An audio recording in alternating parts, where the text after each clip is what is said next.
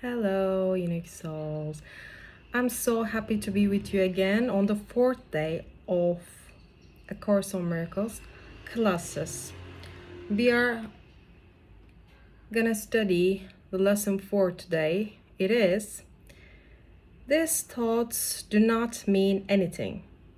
They are like the things I see in this room or on this street, from this window, in this place. So, Jesus is helping us realize it is not only what we see that has no meaning, but our thoughts about what we see have no meaning as well. In later lessons, he explains that our thoughts are no different from what we perceive.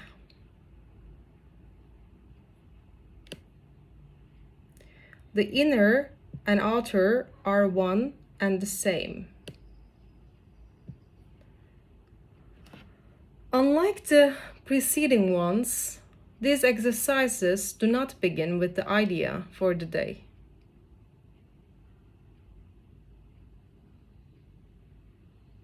In these practice periods, begin with noting the thoughts that are crossing your mind for about a minute.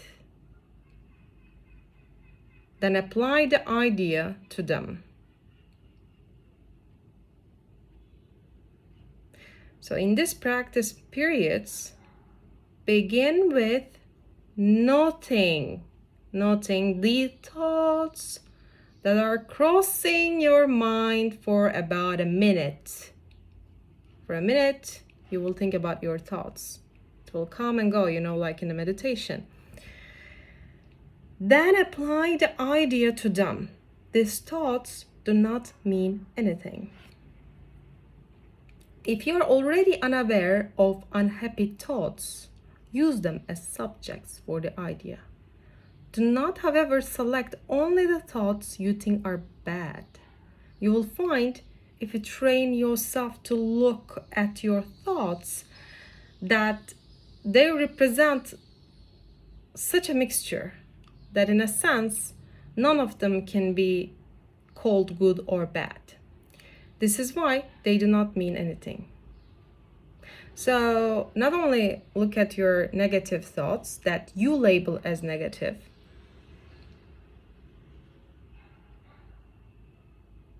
but you also look at the thoughts you label as good or positive. Right now, you label them as good or bad. Right now. But our aim is to understand that actually none of them can be called good or bad.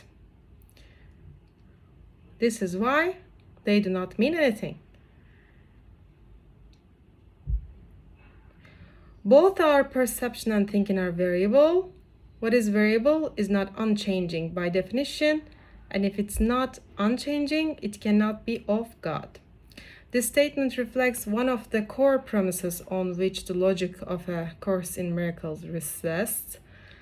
Anything of God must share in His attributes.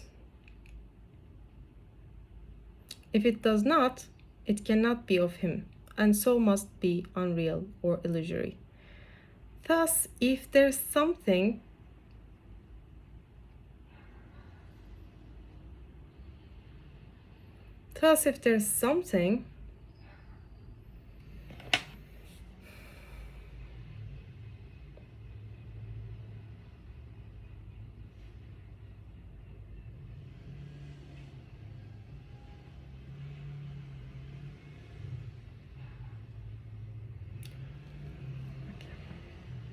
if it does not, it cannot be of Him, and so must be unreal or illusory. Thus, if there is something that changes, it cannot be of the changeless, and therefore does not exist and must be inherently meaningless.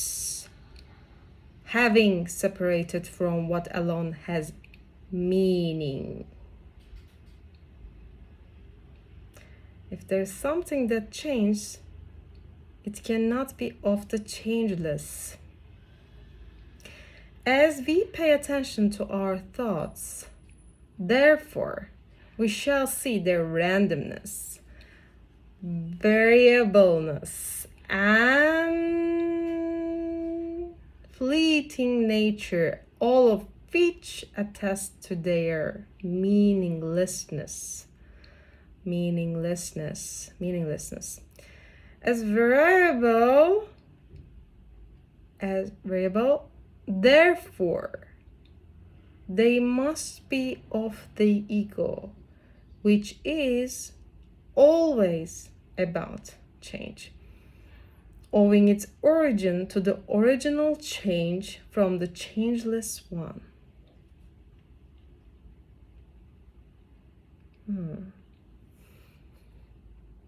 Okay.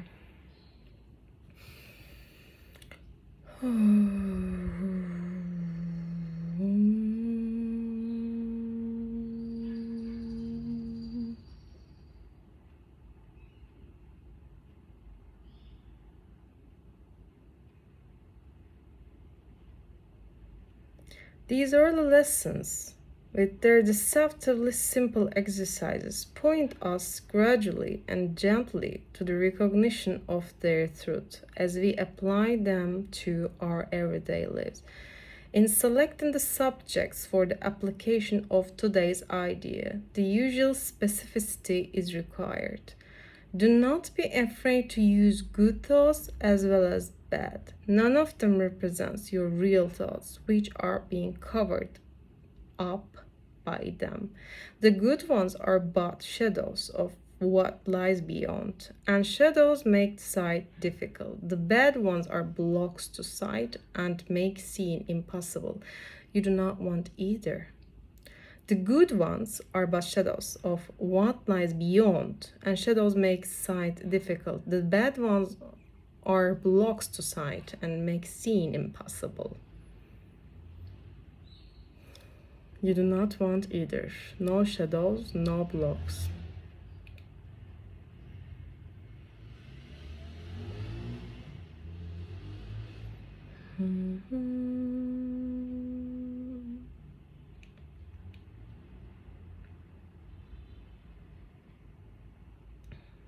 Our real thoughts are of love or oneness, which must be non-specific.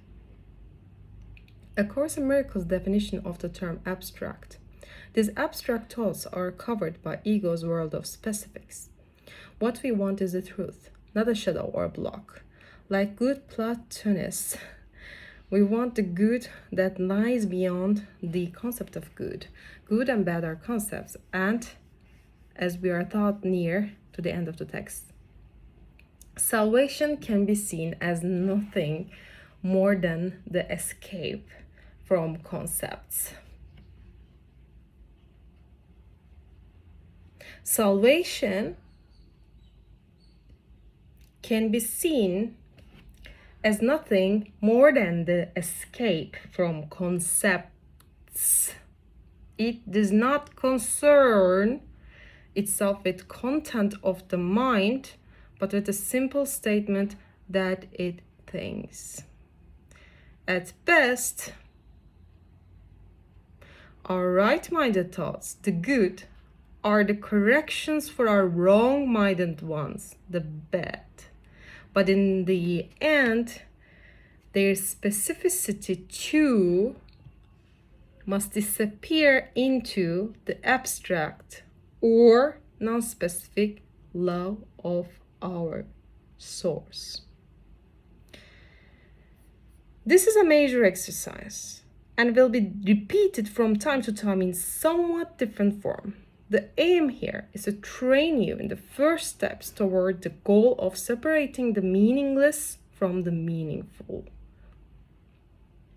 It is a first attempt in the long-range purpose of learning to see the meaningless as outside you and the meaningful within. It is also the beginning of training your mind to recognize what is the same and what is different. This is a pregnant thought. The meaningless is outside, because what is outside is unreal. The meaningful within are the Holy Spirit's thoughts in our minds. Anything that we perceive outside and believe is real serves the purpose of the ego, which is to keep us thinking that what is meaningless is true. All of this then becomes a cover for the truly meaningful. The Holy Spirit, however, teaches us to see that what is out in the world serves the purpose of teaching us that there is no world. There is no world. Therein lies its meaning. The objects are not meaningful in themselves, but the Holy Spirit's purpose supplies their meaning. Everything seen without Him is meaningless. Everything seen without Him is meaningless. The ego has us value what is in the world so that we will believe in reality of the thought system of separation the world reflects. The ego has us value what is in the world so that we will believe in the reality of the thought system of separation the world reflects. The Holy Spirit has us perceive what is in the world so that we will ultimately realize there is no world. Thus, what is the same is everything within the ego's thought system, and everything within the Holy Spirit's thought system. Guilt is guilt, regardless of its form. Love is love, regardless of its form. But these two systems differ from each other because the ego's thought system roots us further in hell, while the Holy Spirit brings us home. Thus, we learn the inherent sameness of all thoughts within the two thought systems and the intrinsic difference between these two.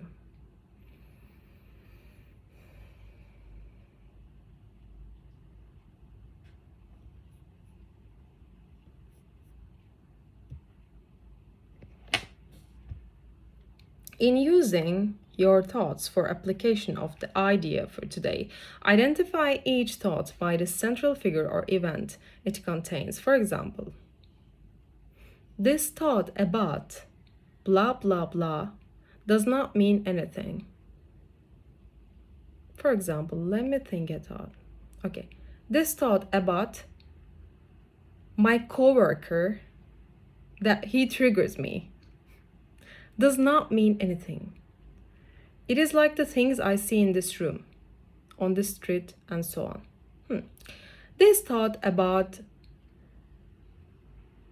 the book looking so bright does not mean anything. Note this early emphasis to be repeated throughout on the need to be specific in our application of the day's idea. Without such application in the exercise are meaningless to us. You can also use the idea for a particular thought that you recognize as harmful. This practice is useful, but is not a substitute for the more random procedures to be followed for the exercises. Do not, however, examine your mind for more than a minute or so. Do not make it longer.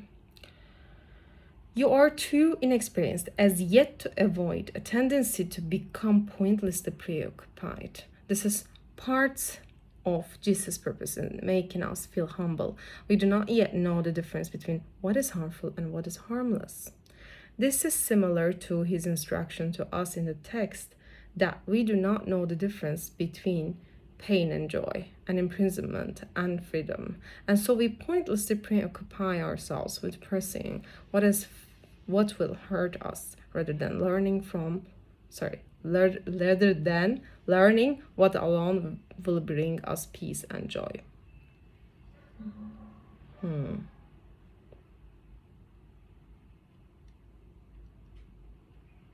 Further, Since these exercises are the first of their kind, you may find the suspension of judgment in connection with thoughts particularly difficult. Do not repeat these exercises more than 3 or 4 times during the day. We will return to them later. So what we will do for today's exercises, like 3 or 4 times during the day, when you remember, the practice, like you don't need to do it like more than 3 or 4 times a day. You just try to meditate, maybe just think about your thoughts that will come and go in your mind. You can also take notes of them. And then these thoughts, like when you find maybe like 5 or more thoughts about a person, about material things that you see around yourself, in the room, in the street, whatever, you will just say that these thoughts do not mean anything. This thought about blah blah does not mean anything. So basically that's how it is. So for today's lesson, I think not more than 5 minutes will be good. Jesus does not want you to feel guilty because you cannot do the exercises, but he doesn't want you to be aware that you are having trouble doing them.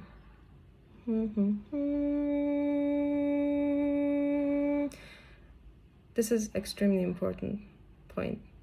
Implied in that is the following statement: I'm having trouble doing them because I do not want to give up my belief. Not only that the objects in my life are meaningful, as are my thoughts, but that I am meaningful. I, as an individual, special being, am meaningful. That is why these lessons are particularly difficult. So, if you're having difficulty, if you're having resistance, you do not have to feel guilty of doing the lessons. If you feel guilty or having resistances for doing the classes.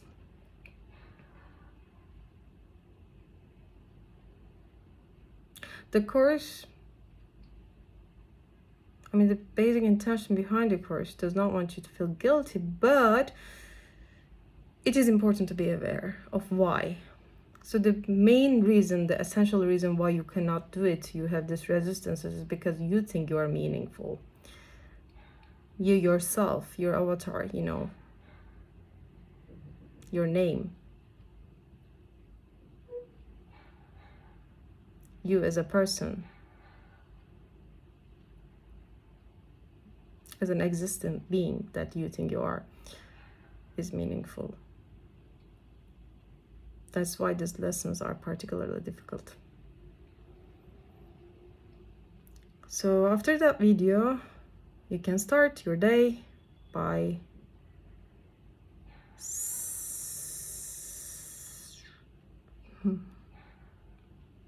sparing just like 1 minute, using 1 minute to think about all your thoughts and apply the course accordingly. This thought about X blah blah does not mean anything. Yep.